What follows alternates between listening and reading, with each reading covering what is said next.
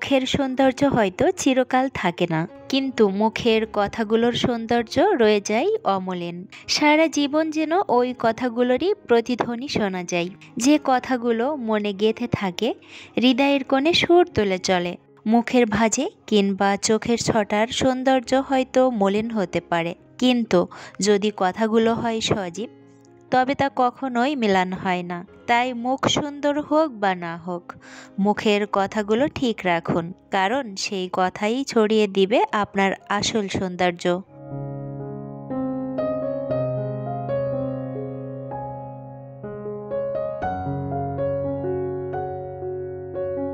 আসসালামু আলাইকুম, আমি নাসরিন নাহার আছি আপনাদের সাথে।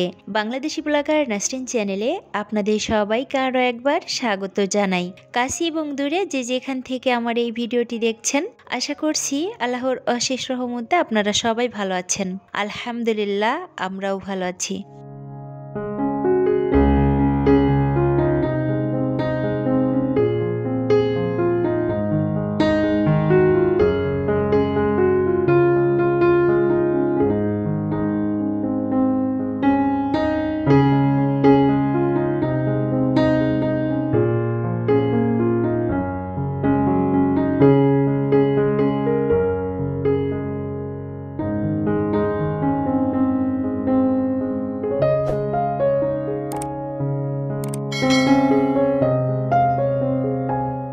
আজকের ভিডিওটা শুরু করেছি একদম সকাল থেকে।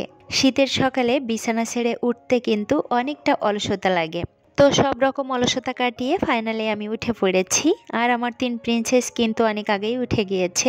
ওদের যেহেতু স্কুল বন্ধ, তাই একটু আরামে আছি।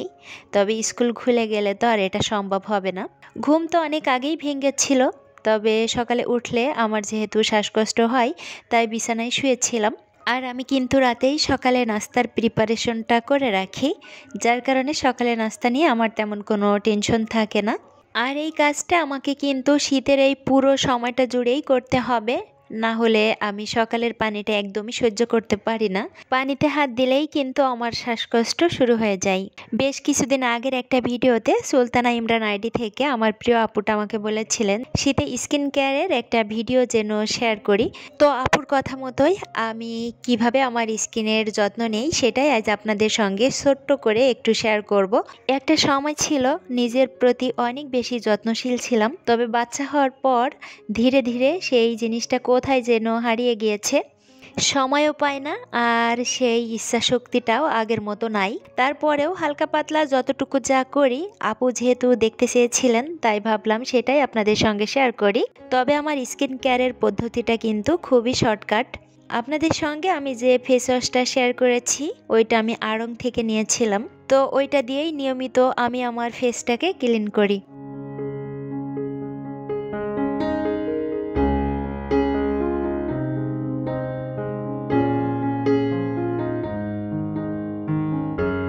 আমরা সবাই জানি স্যাফরন রূপচর্চায় অনেক গুরুত্বপূর্ণ ভূমিকা রাখে। অলিভ অয়েলটা আমি বেশ আগেই এনেছিলাম, তো এটা আমি আপনাদের সঙ্গে শেয়ার করব বলেই রেখে দিয়েছিলাম। তো অলিভ অয়েলের মধ্যে আমি এখন দিয়ে দিব পরিমাণ মতো স্যাফরন। স্যাফরনের কালারটা পুরোপুরিভাবে তেলের সঙ্গে মিশতে কিন্তু কয়েক ঘন্টা সময় লাগে, তো মোটামুটি 24 ঘন্টা রেখে দিলেই কিন্তু কালারটা সুন্দর মতো মিশে যায়। আর এসের এই অলিভ অয়েলটা আমার খুবই ভালো লাগে। এটা কিন্তু প্রথম চাপের তেল এবং এক্সট্রা ভার্জিন। এই তেলটা কিন্তু ছোট বড় সবাই ব্যবহার করতে পারবে। আর তেলের পাশাপাশি কিন্তু লোশনের মধ্যেও স্যাফরনটা মিশিয়ে রাখা যায়। এছাড়াও আপনারা চাইলে আমার মতো এভাবে রোজ ওয়াটারের মধ্যেও কিছুটা স্যাফরন মিশিয়ে রাখতে পারেন।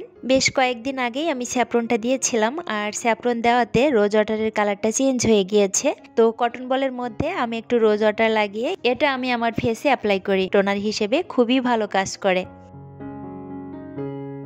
রোজ ওয়াটার লাগানোর 5 মিনিট পরে আমি নিওরের এই ময়শ্চারাইজারটা আমার ফেসে অ্যাপ্লাই করি। এটা কিন্তু 2 in 1। এটার মধ্যে সান প্রোটেকশন দেওয়া আছে, তো এটা ব্যবহার করলে আলাদা করে সানস্ক্রিন ব্যবহারের প্রয়োজন হয় না। আর এই লিপ বামটা আমার খুবই পছন্দের। এটা লাগালে কিন্তু খুব সুন্দর মতো ঠোঁটের কালো দাগগুলো উঠে যায়।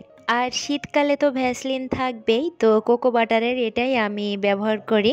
পারফিউম ব্যবহার করতে আমি অনেক পছন্দ করি, তবে সেটা ঘরের মধ্যে, বাইরে গেলে ব্যবহার করা হয় না। সকালে যেহেতু পানির কাজ করতে হয়, তাই আমি বডি লোশনটা ব্যবহার করি না। আমি এই অলিভ অয়েলটাই ব্যবহার করি, কারণ পানিতে হাত দেওয়ার পরেও কিন্তু অলিভ অয়েলটা হাতে অনেকক্ষণ সময় ধরে থাকে। তাছাড়া লোশন ব্যবহার করলে কোনো খাবারে হাত দেওয়ার আগে হাতটা হ্যান্ড ওয়াশ করে নিতে হয়, আর অলিভ অয়েল ব্যবহার করলে কিন্তু সেটার প্রয়োজন হয় না।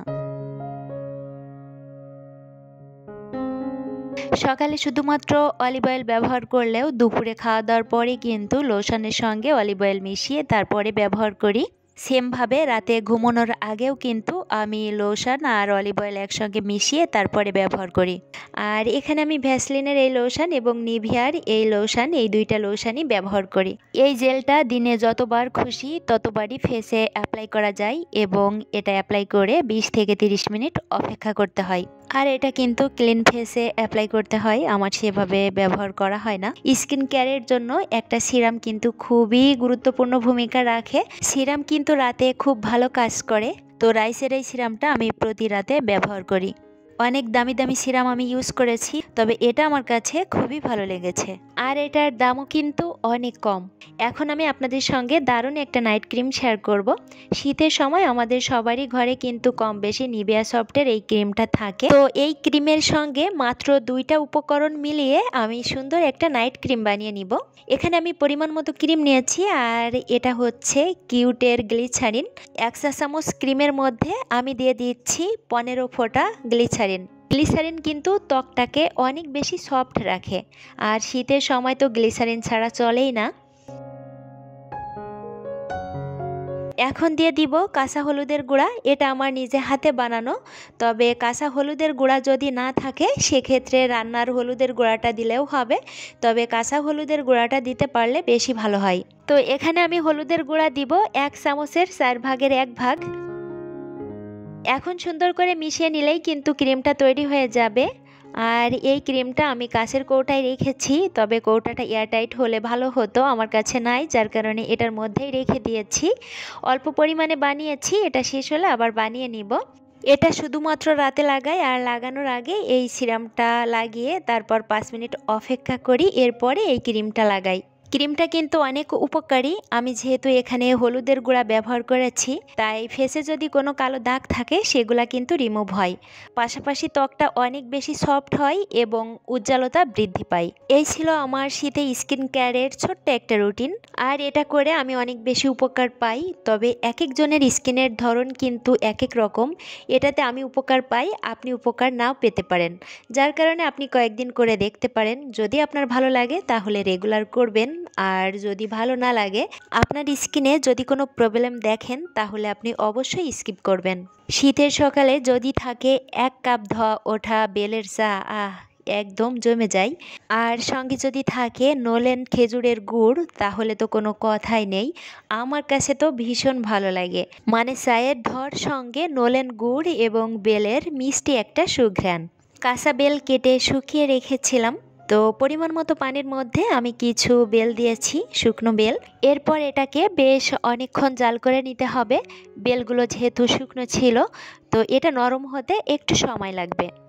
এরপর এটার মধ্যে এখন দিয়ে দিব নোলেন খেজুরের গুড়। গুড় আর বেলের কিন্তু অদ্ভুত একটা সম্পর্ক আছে। এটার মধ্যে চিনি দিলে কিন্তু খুব বেশি একটা ভালো লাগে না, গুড় দিলে এই চাটা যত ভালো লাগে। এটা শুধু যে খেতে ভালো লাগে তা কিন্তু নয়, এটা অনেক উপকারীও বটে। যাদের পেটের পীড়ার সমস্যা আছে তাদের জন্য তো খুবই উপকারী। বেলটা নরম হবার পরেই কিন্তু আমি গুড়টা দিয়েছিলাম, তো আমার চাটা কিন্তু হয়ে গিয়েছে।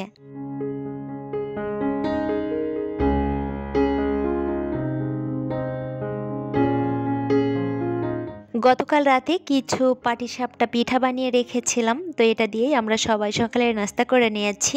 বাচ্চারা পিঠা খেয়েছে, পাশাপাশি ডিম সেদ্ধ করে দিয়েছিলাম।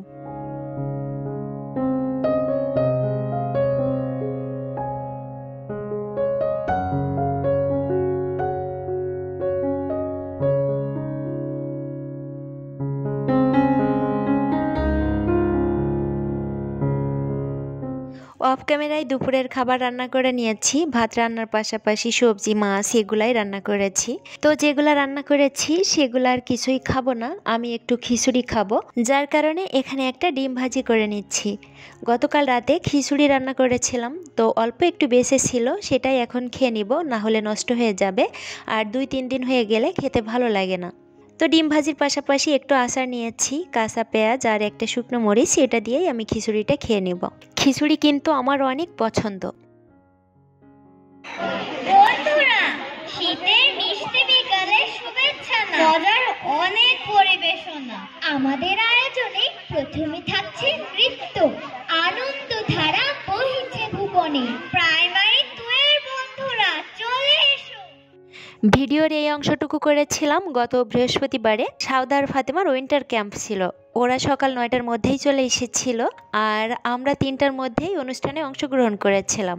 বিভিন্ন রকমের নাচ গান এবং রেজাল্ট কার্ড বিতরণের মাধ্যমেই এই বছরের স্কুল কার্যক্রম এখানেই শেষ হয়েছিল। কারণ নৃত্য দেখলাম প্রাইমারি 2 এর বন্ধুদের। এখন আমরা দেখব এক ঝাঁক ময়না পাখিদের নাচ, আর তারা হলো আমাদের বেসিক 1 এর বন্ধুরা। এখানে ফাতেমা উপস্থাপনা করেছিল এবং ওর সঙ্গে আরও 2টা বেবি ছিল। সবাই মাশাআল্লাহ অনেক সুন্দর উপস্থাপনা করেছিল, দেখে তো খুবই ভালো লাগছিল। ছোট ছোট বাচ্চাগুলো অনেক সুন্দর নাচ করছিল। যে গানের সঙ্গে নাচ করছিল ওই গানটা রাখা সম্ভব হয় নাই, কারণ কপিরাইট চলে আসবে। তো সারাটা দিন কিন্তু বাচ্চারা অনেক বেশি আনন্দ করে কাটিয়েছে। তো ভিডিওর এ পর্যায়ে আমি আপনাদের কাছ থেকে বিদায় চেয়ে নিচ্ছি। আপনারা বাকি ভিডিওটা আমাদের সঙ্গে এনজয় করুন। সবাই ভালো থাকবেন, সুস্থ থাকবেন, আমার পরিবারের জন্য দোয়া করবেন। ভিডিওর মাঝে ভুল ত্রুটি ক্ষমা সুন্দর দৃষ্টিতে দেখবেন। ইনশাল্লাহ আবারও কথা হবে নতুন কোনো ভিডিওতে। সে পর্যন্ত সবাইকে আল্লাহ হাফেজ। আসসালামু আলাইকুম।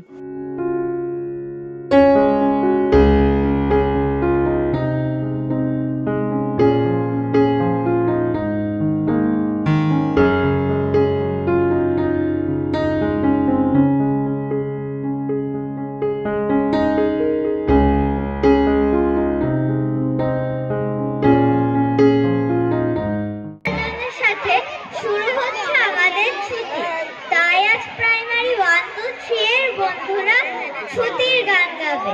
চলো আমরাও এই আনন্দে শামিল হয়ে যাই। আসছে প্রাইমারি 1, 2, 3 এর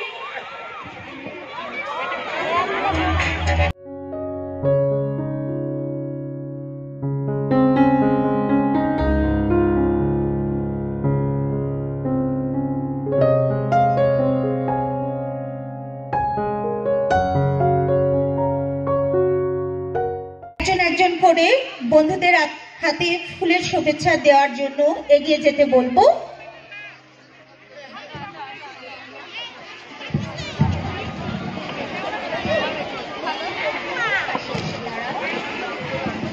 বন্ধু তুমি একটু এদিকে সরে আসো।